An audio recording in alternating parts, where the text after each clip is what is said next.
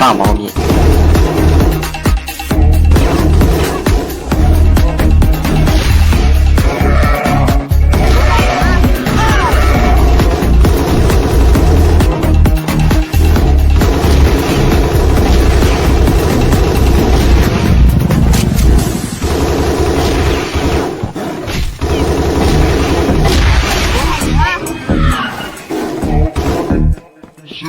送见面礼。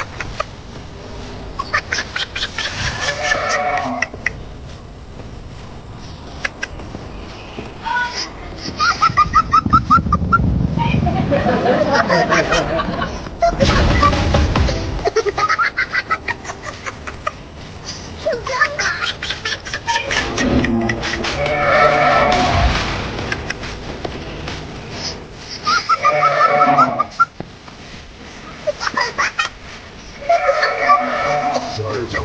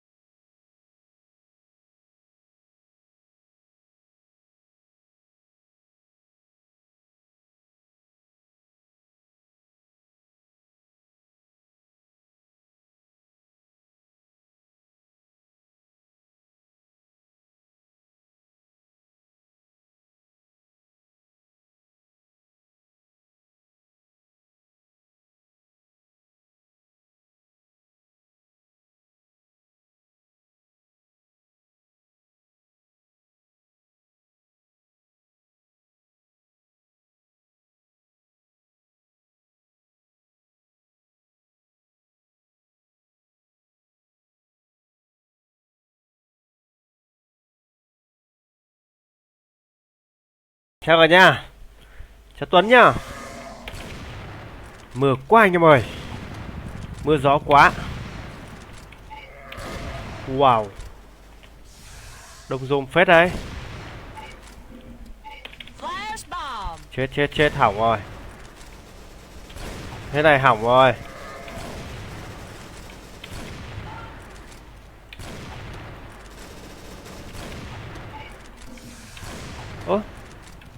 Ố, vừa on bắn toàn trượt thôi.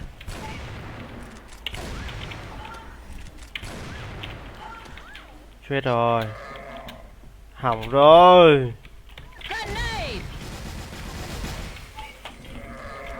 Ui ui, té đi.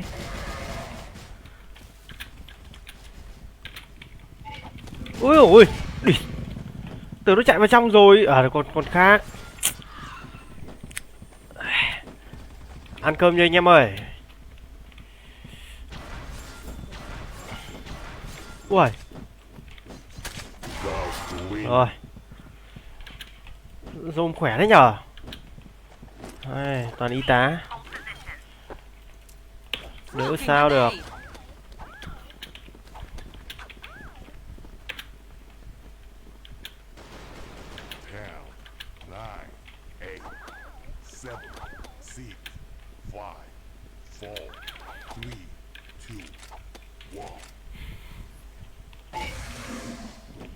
Giời ơi.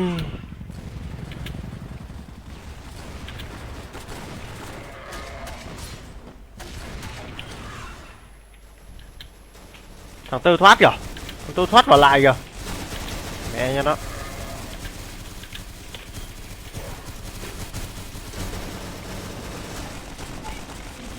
Chết rồi, hỏng rồi. 200 máu có chạy được không đây? Chạy được, may quá. Cho cậu bắt nhá.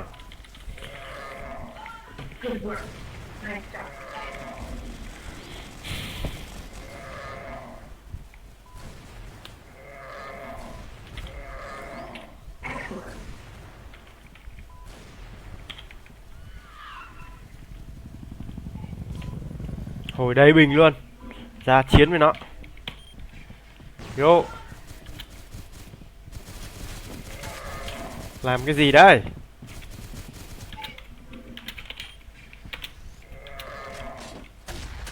Nào.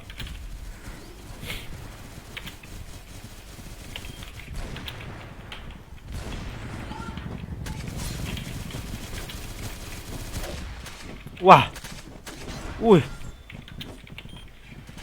Nghe tiếng con phê.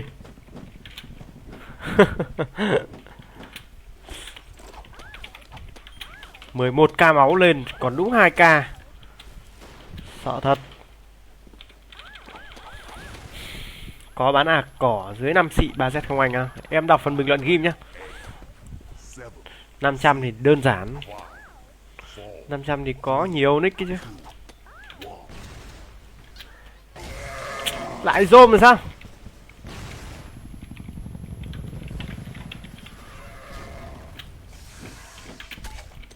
Chạy đi đâu?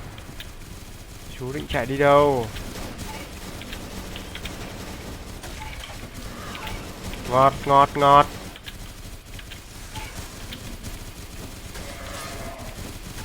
Ngọt. Đã làm zoom nó phải thế chứ. Ui giời.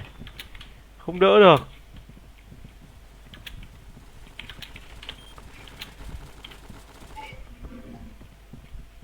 Hay lắm. Xong rồi, xong đằng kia rồi. Niệm luôn. Không quá 5 giây nữa.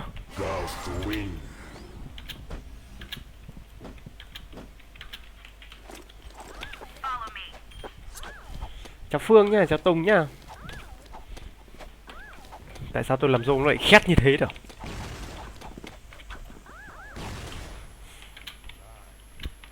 Smoking grenade.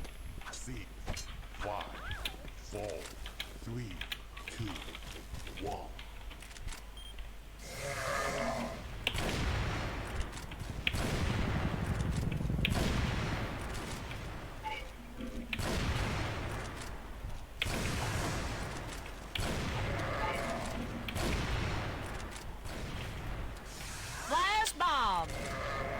Dí nó. Double kill. Multi kill. Hỏng rồi, tơ lên đây rồi. May quá nó không nhìn thấy mình.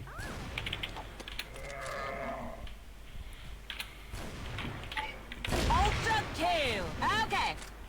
Ô, ván cuối rồi à?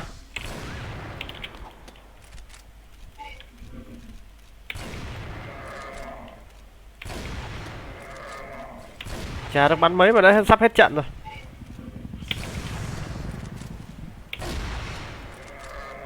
Double kill. Excellent.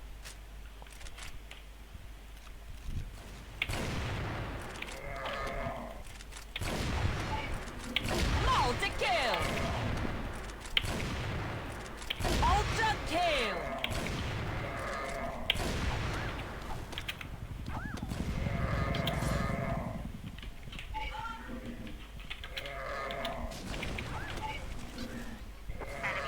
Grenade. Toàn hết rồi.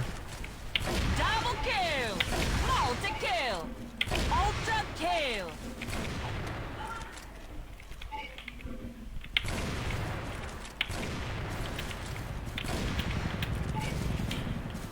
As I planned.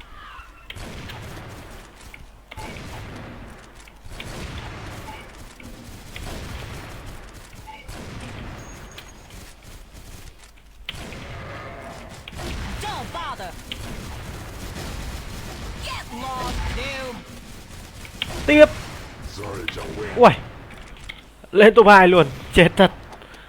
Cho thắng nhá. Cho Nobita nhá. Game này chắc ít người chơi rồi. 217, 218, 12 à. Game thì nó phải xuống thôi. Yo, 17 hiệp.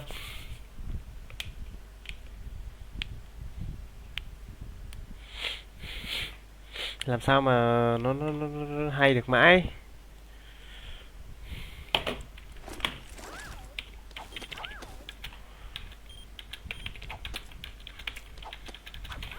Bây giờ thì vẫn đông người chơi nhưng mà không bằng ngày xưa đâu. Chào Tuấn nhá.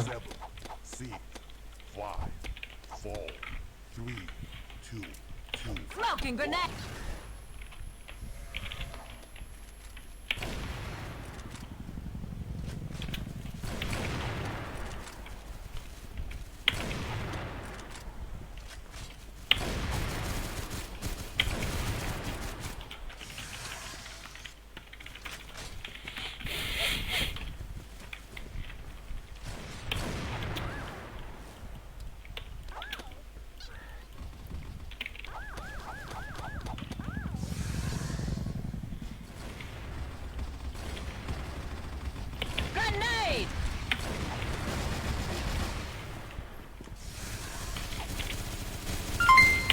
Hay lắm.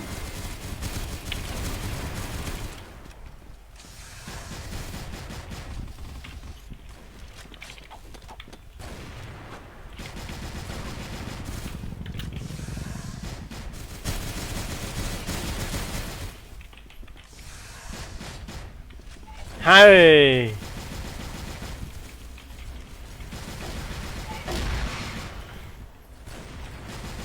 Ui.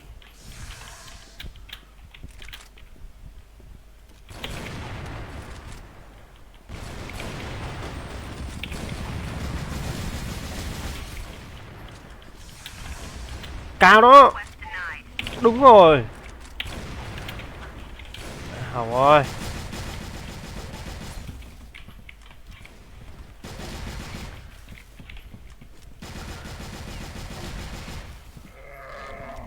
Headshot.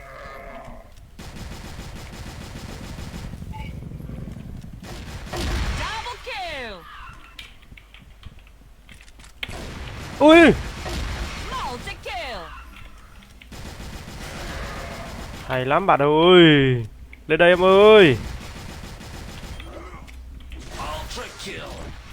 1k rồi. Chết chết chết chết chết. Phê quá. Cảm ơn Nobita nhé, gửi anh 45 sao. Thank you. Anh không biết bán sáo nòng, rất tiếc.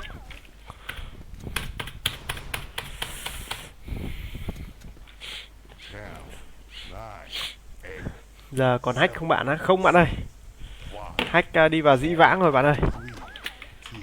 Hết thời hack rồi. Smoking grenade.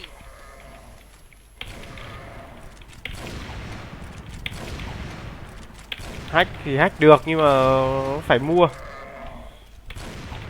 Mà hack là bị ban nick. Ban luôn đấy chứ.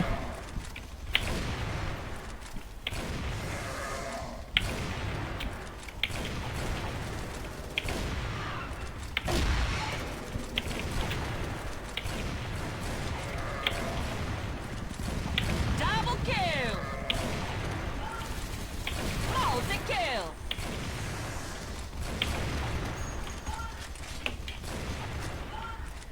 Ultra kill. Ý. As I planned. Don't bother. Get lost. Grenade. Bắn nhanh không là hết kill. New. Phải thật nhanh tay. Bọn nó KS nhanh lắm.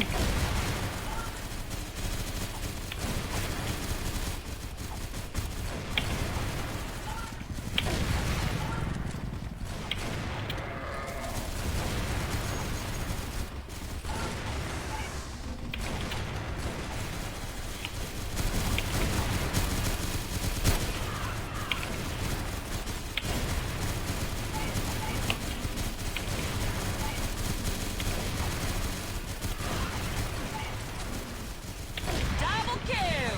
Không lên được đâu. Multi kill. Ultra kill.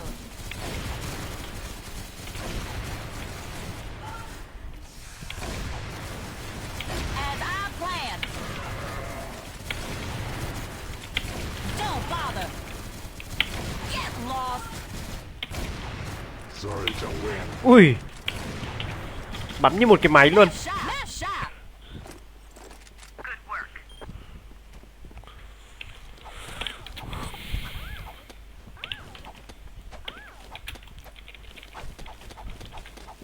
Come here, quick. 9, 8, 7, 6, Smoking grenade. 4, Roger. 2, 1. Hay. Hay.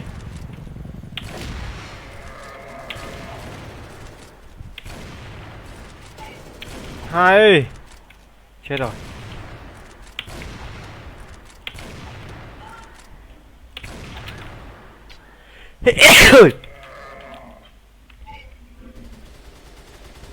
Grenade. Chết rồi. Mẹ nó. nó ở đằng sau. Trời ơi.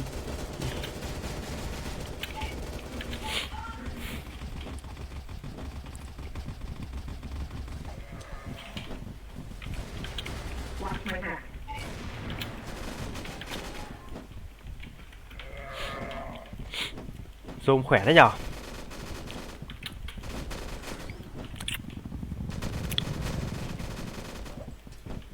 Lì mày. Ui rồi, chết rồi. Chào Đức nhá. Chơi tập kích cũng hay à? Không, mình nhìn game đấy mình không thích à.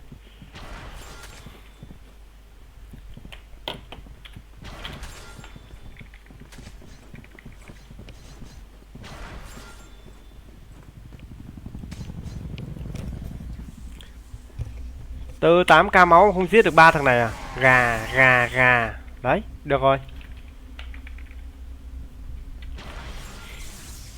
Xong rồi đấy. Goes to win.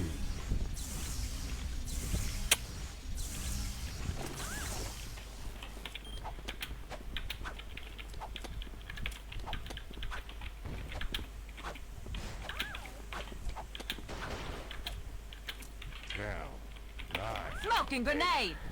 7, 6, 5, 4, 3, 2. Grenade. Trời ơi.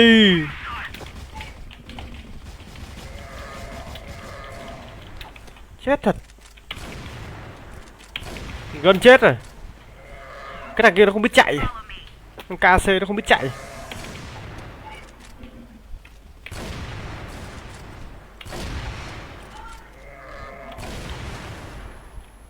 Double kill. Multi kill.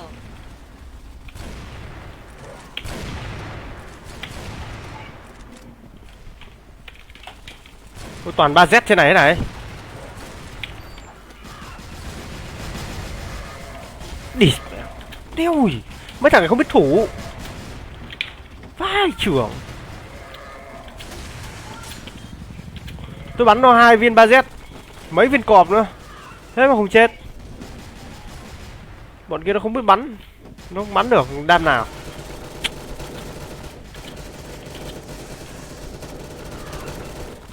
Ui.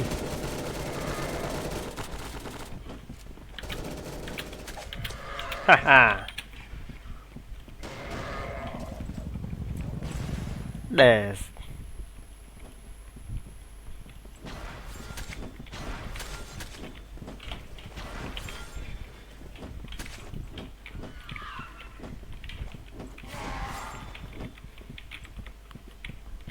nó đau rồi đấy, 4.000 rồi đấy. 5.000 rồi. Một phát nữa này. Rồi. Đẹp. Hút thôi. Ngồi đây hút xác đồng đội thôi. Hút thêm con nữa tiến hóa. Đâu nhở? Goes to win.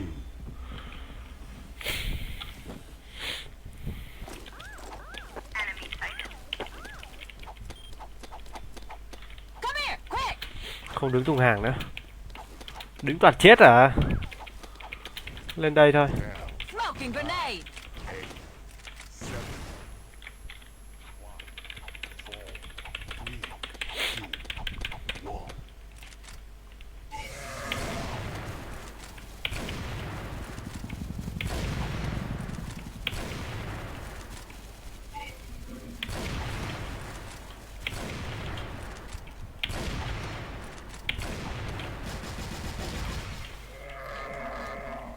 Bắn là phải nhanh tay. Good work. Flash bomb.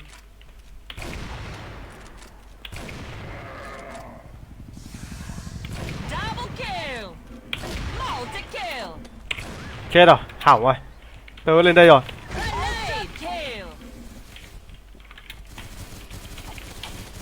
Thằng kia nó chặn rồi.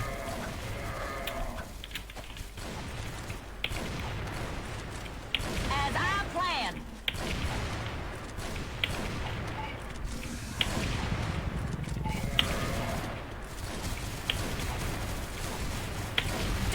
father.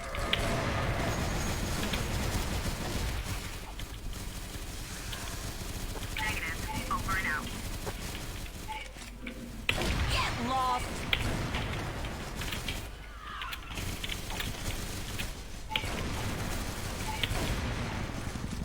Ấy.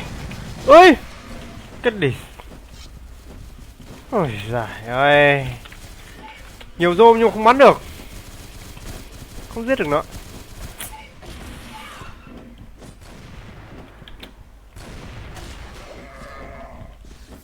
Đau à.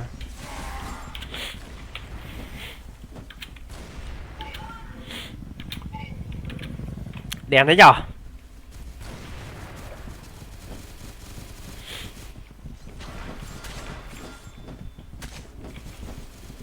Ui.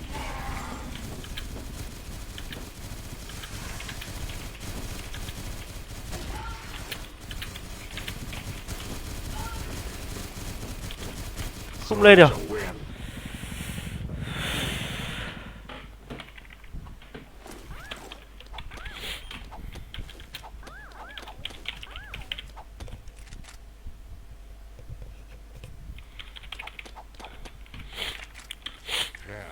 Attack. Heads up. Ta bị cào thôi.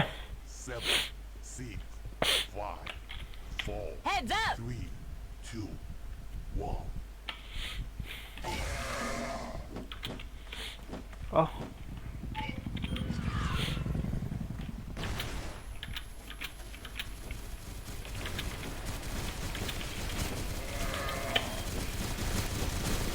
Ui giời ơi, không được rồi, hỏng rồi. Ui.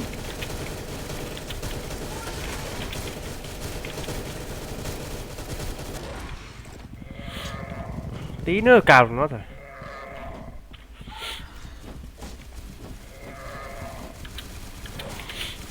Số mình toàn làm rôm thôi ạ.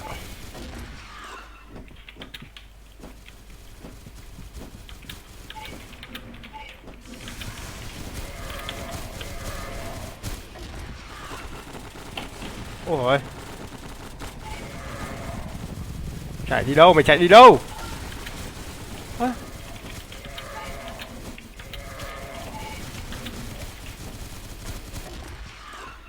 Đủ.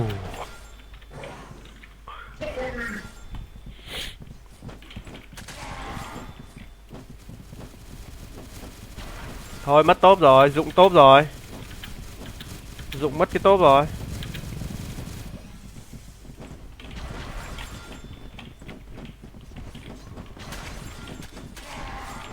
Goes to win.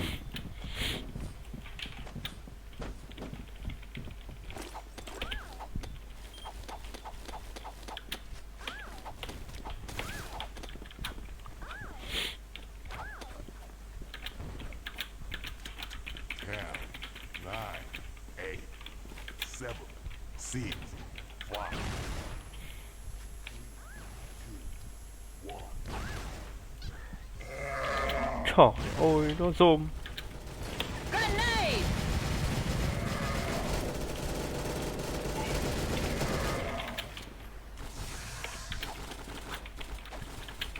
When he was steamrolling over you, it was sort of funny. That's why we let it happen. How many? Hey, it's just not funny to you. Hey, hey, you! How many followers do you have on Twitter? Hey, you know how many I have? I'll tell you. How many? What? 13? None, because I could give a shit. And no, I don't think anybody really cares what I have to say. That's how important I feel about my Well, stuff. obviously, that's why you have to call the wrap-up show to get your big mouth out somewhere, don't you? All right, I'm bringing this to an end. Ken, thank you for calling in. On Tuesday's wrap-up show, we're lucky to have two big guests, director Scott DePace and Robin Quivers from our show. And they got into a discussion about Obama, about Donald Trump, about torturing prisoners, and it got a little bit heated. It was interesting to watch. Here's what happened. There's been a lot of talk about bin Laden and what went down. And I asked Scott to come down to Pace because it seemed like everyone is sort of okay with now some of the methods that were used in order to get to the end. The means justifies the end or vice versa. Do you feel vindicated at all now that people are like, you know what, maybe it was a good idea that we had those guys down in Guantanamo? I guess so, a little bit. Why, Gary, how are you feeling these days? I'm just glad it happened. I'm not But really. are you okay with waterboarding Khalid Sheikh Mohammed? But I think they've been very quick to point out that none of these revelations were made during the enhanced interrogation. That's not what the guy from Long Island, the senator, Peter is saying. King. Yeah, I don't like him at all. Yeah, because he's Republican. No, of course. because he's just sort of a loose cannon that just says a lot of wacky shit. Not because he's Republican. Wow. Well, What do you mean, liberal, where's the loose shit? Where's the loose cannon? You're sorry, I don't understand. He just spouts a lot of crap because he had a committee hearing on whether Muslims or I don't know whatever he said Muslims in America or something. Is that the one? Just in general, I always hear him. He's always on the contrary to anything that the Democrats say. So yeah, I probably don't like him because he's Republican. Exactly. He's ugly too. He's like a big face. But hey, he's a funny looking guy. There's two things that I think people are mixing up into one thing with the enhanced interrogation. There's the moral argument. Is it morally wrong for us to be doing it, and is it effective? So, Robin, I want to ask you first. Do you think is it morally wrong for us to be doing it, whatever the results? Yes, I think it's morally wrong, and I don't think it's effective. And I think that's one of the things that are, is coming out of all of this stuff is that nothing was done. This guy didn't talk until after all that was over. No, none of us know. That's what I'm reading in reports. Well, what I'm reading is opposite of that. But this is what I don't understand, and this is like the argument.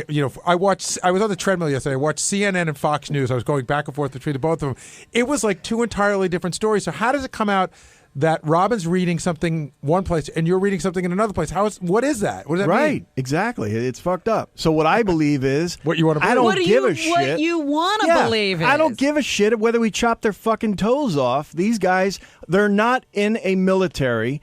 The Geneva Convention does not apply to them. So therefore, well, it doesn't matter whether the Geneva Convention applies. Well, that's what there is a right and a wrong, and you have to decide what kind of people you want to be. You're basically scaring them. Is all you're doing. You're not putting their health in any danger. So scare them all you fucking want, as far as I'm concerned, to find out the information you need. Well, why don't we start putting, bamboo shoots under their fingernails? Well, that you conceivably could say you're physically hurting them at that point.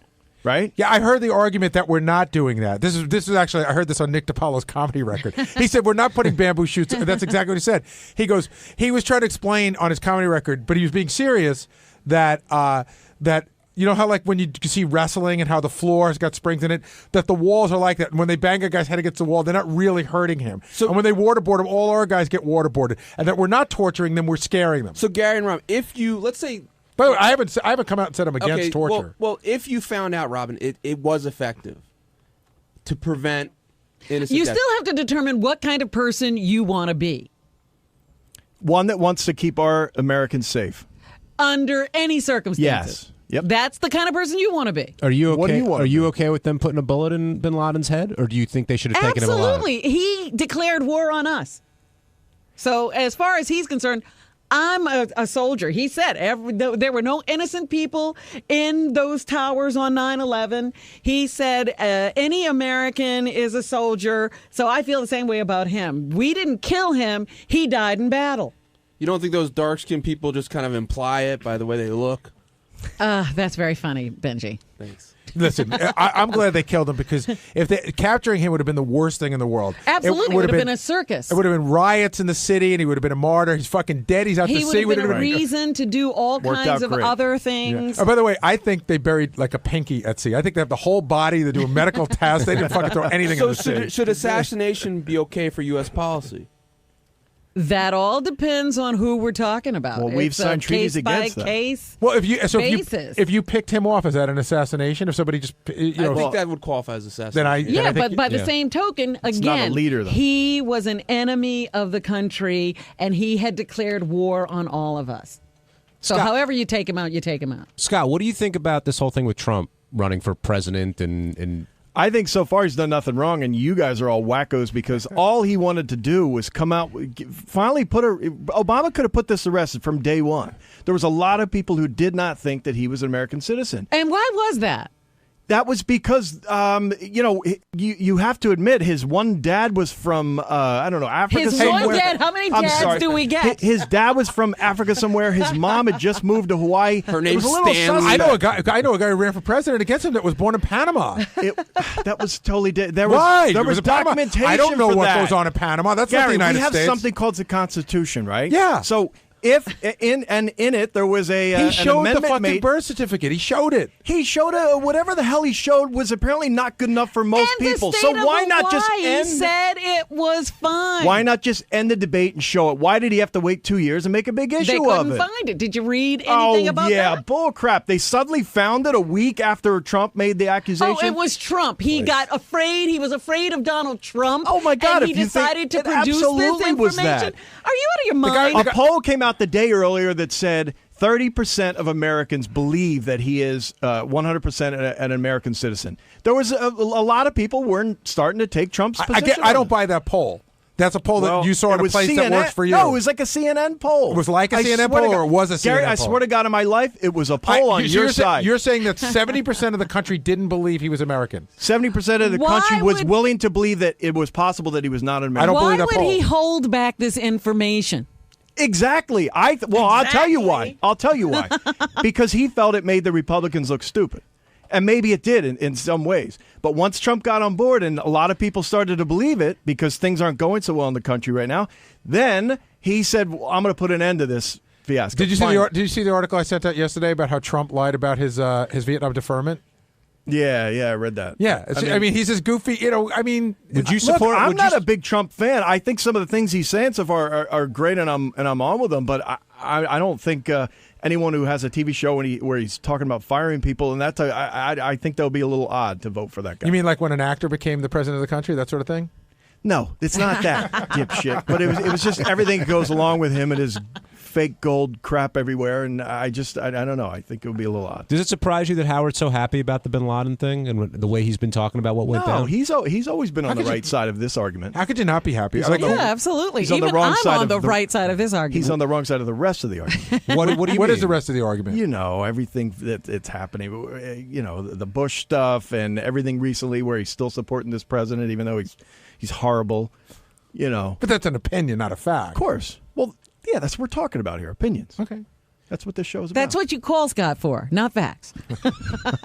Oh, as opposed to yours, you're not willing to. What did she say this morning when?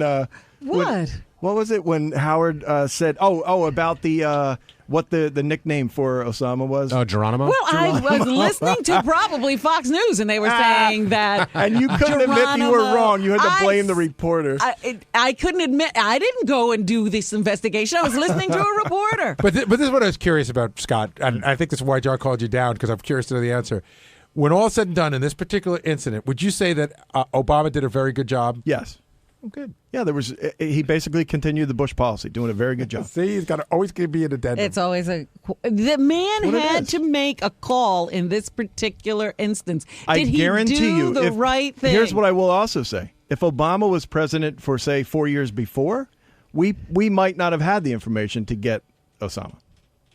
Again, as far as I can tell, In other words, he's against the. He talked about all of these names. He and Holder long have been after against the all the enhanced interrogation. All right. But you can't go down that road because if you want to. I could do anything I want. No, but if you blame like what's happening paste now it, on what happened, or take credit what happened 4 years ago, 8 years ago, there are good things that happen and bad things that happen. You can't just have your cake and eat it too. There, But there's a track record here where they're trying to shut down Guantanamo every minute. They're trying to stop the waterboarding. I say fuck these people. I'm not.